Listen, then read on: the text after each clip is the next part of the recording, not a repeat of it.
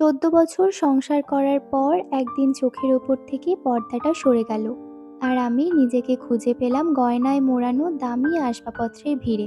আমি এক দম দেওয়া খেলনার পুতুল, যাকে সাজিয়ে গুছিয়ে সবার সামনে উপস্থিত করে দম দেওয়া হতো। সেই পুতুল শেখানো বুলি আর আলেয়ার স্বপ্নে বিভোর থেকে কেমন সুখী সুখী ভাব নিয়ে থাকতো। চোখের পর্দাটা সরল কি করে? আমি তীক্ষ্ণ চোখে আমার সামনে বসা 46 বছর বয়স্ক মহিলাটির দিকে তাকিয়ে প্রশ্নটা ছুড়ে দিলাম।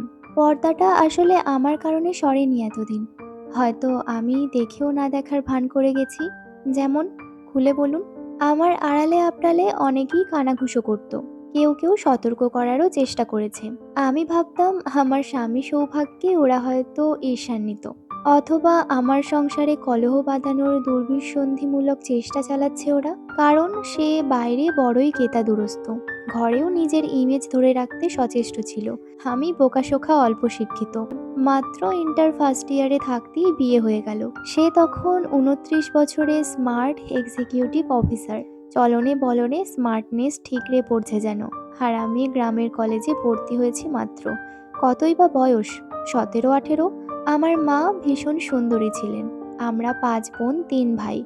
5 বোনই মায়ের গুণ পুরোপুরি না পেলেও মায়ের রূপ পুরোটাই পেয়েছি। বাবা সরকারি চাকুরিতে ছিলেন। পৈতৃক সম্পত্তি বলতে বাড়ির ভিটেটুকুই ছিল, আর কিছু ধানি জমি। ও বাড়ি থেকে প্রস্তাব আসতেই বাবা দেরি করতে চাইলেন না। পাত্র দেখতে সুন্দর, উচ্চ শিক্ষিত, ভালো চাকুরি আছে, বংশও ভালো।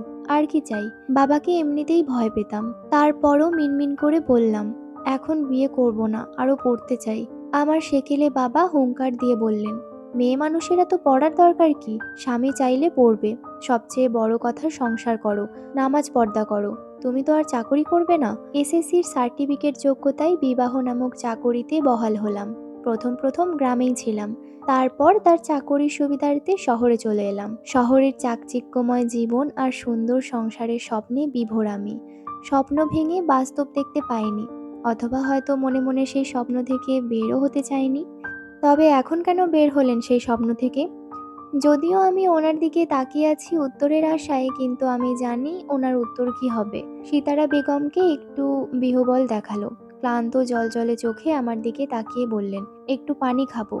আমি অ্যাডভোকেট তামান্না রহমান, সিতারা বেগমের ডিভোর্সের কেস নিয়ে স্টাডি করছিলাম। ওনার সাথে কথা বলাও দরকার ছিল।